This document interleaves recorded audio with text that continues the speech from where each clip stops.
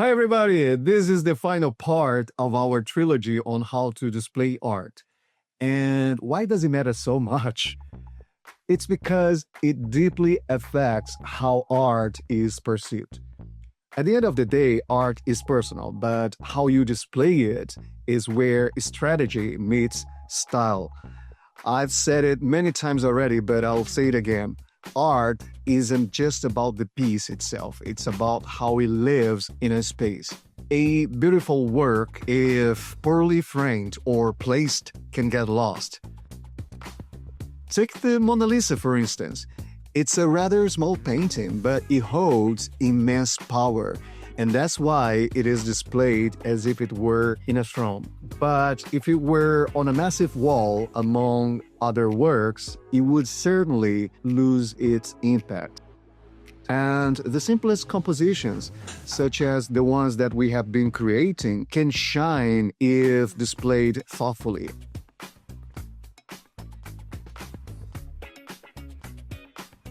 Actually, many people, especially those without any art background, tend to dismiss their work thinking it's not good enough, when often it's not the art itself, it's the presentation. So next time you hang a piece, don't just ask, is this a good painting? Ask also, is this the right place? The right surroundings? The right frame? Is this the right moment? So, display can make or break how a piece speaks visually and emotionally. So, let's work on that. First things first, placement. In the previous video, we talked about the art zone, those sweet spots in a room where art just works. But even within those zones, before hanging a piece, you need to know, do you want it to make a statement or simply acts as a visual filler? Some artworks naturally draw the eye and carry visual weight. They are built to be focal points. But truth is, any piece can be a focal point, especially if it holds a personal meaning. And remember, this isn't just about the physical size, it's about the role the piece plays. Knowing a piece's role helps you decide where it should go and what should go around it. It also helps you avoid multiple pieces visually fighting on the same wall, or worse, letting a great piece disappear into visual noise. A great way to figure out if a piece should be the focal point is to ask about its visual value. Is it strong enough to anchor the room, or is it being anchored by it? And secondly, its personal value. Does it carry a story? Is it connected to your own history? Is it a gift or a reminder of a place you've traveled to or of a moment that really matters to you? If a piece is acquired mainly for how it looks, how it matches the palette, or how it balances the space, then even if it's big and bold, it might be better off playing a supporting role, blending into the overall design. But if there is more to it than what meets the eye, it's likely meant to be a statement piece. Also, keep in mind that larger works, especially those with over 1 meter long at one side, tend to naturally draw attention. Unless they are extremely minimalist in tone with soft colors and a modest palette, their scale alone makes them feel like a statement, whether you want them to or not. That said, even big pieces can play a supporting role, just adding mood, texture, or color without demanding much attention. So, talking about size and scale, think tactically. Big art is powerful, but it is also a commitment. Once you hang a large piece, your furniture and decor need to speak to it. Otherwise, the whole space can feel off. Small art is much more flexible. It's easy to move, mix, and pair with other elements, but it often needs to be complemented or placed just right to really shine. Pro tip: if you're working with a small piece or want one to be the focal point, don't let it float alone on a large wall. Use a bigger frame with generous matting. It will add character and make any tiny artwork important and commanding.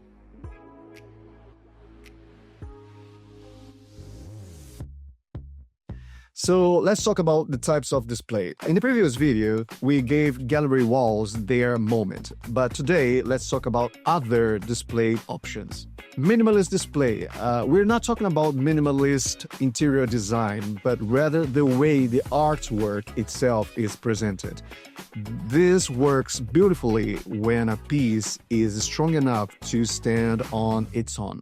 Quick tip: when hanging art above furniture, the natural instinct is usually to go horizontal, but don't be afraid to try a vertical piece or even mix both orientations. Choosing a horizontal frame just because it fits can sometimes feel predictable and uninspired. So if you are worried about visual balance, just add a tall plant or a floor lamp nearby to anchor the space. Vignette styling.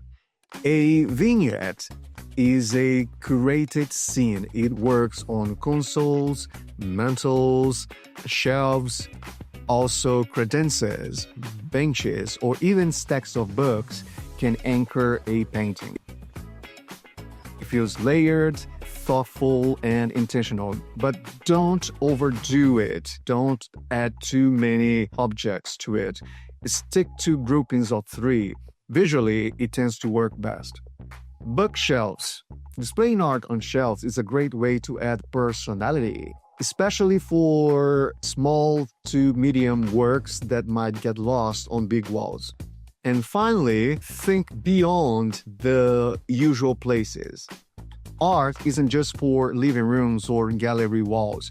Some of the most delightful placements are unexpected. Try kitchens, bathrooms, closets, entryways, a small piece by the coffee station, or even a playful sketch in a hallway nook can add surprise and charm.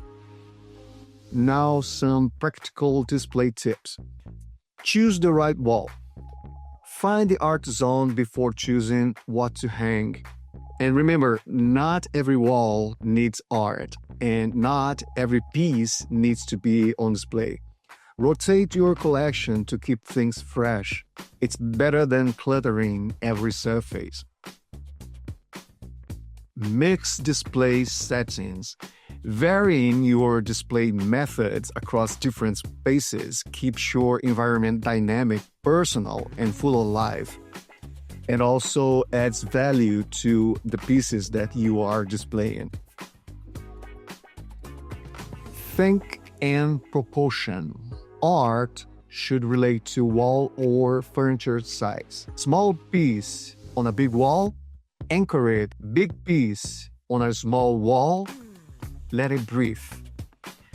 Also consider lighting. Use picture lights or directional ceiling lights. Avoid direct sunlight because it can both distract and damage the art. Consider background and contrast.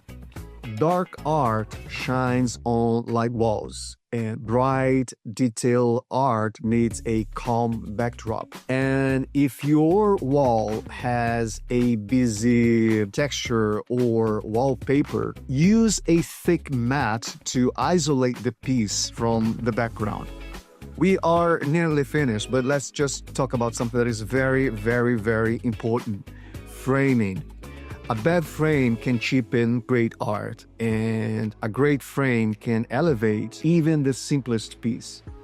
Here are some golden rules. The frame should support, not compete with the artwork. Keep frame styles consistent if grouping pieces. Avoid overly ornate or clashing frames, unless you're going for that intentionally. Stick to the classics like black, white, or wood. They are clean and versatile. A good tip for art on canvas: box or floating frames are a beautiful choice, especially for larger pieces. They suit nearly any interior style, elevate the visual impact of the artwork, and their minimalist design allows the piece to breathe. And for art on paper like photographs, prints, or posters, consider matting. Let the frame serve the art, let the art serve the space, and let it all speak beautifully. Here are a few more mistakes to avoid.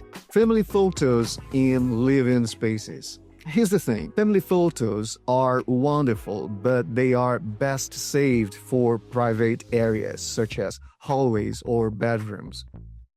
Cliché quote art, unless it's deeply personal, it often feels generic and overdone. Tiny frames on walls. Scale matters. As long as you keep your art inside the art zone, go medium or large. Mass-produced prints. They can fall flat.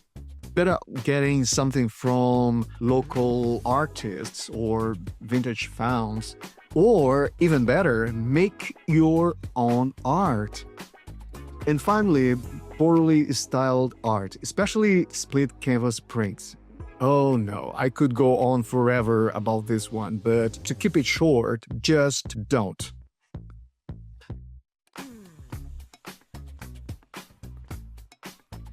So, some final thoughts. We display art for many reasons: to bring beauty into our space, to add personality to it, to remind us of what really matters to us. However, we need to properly select the art we display and also pay attention to how it is displayed. Otherwise, it can disrupt the balance, the harmony, and coziness we aim for.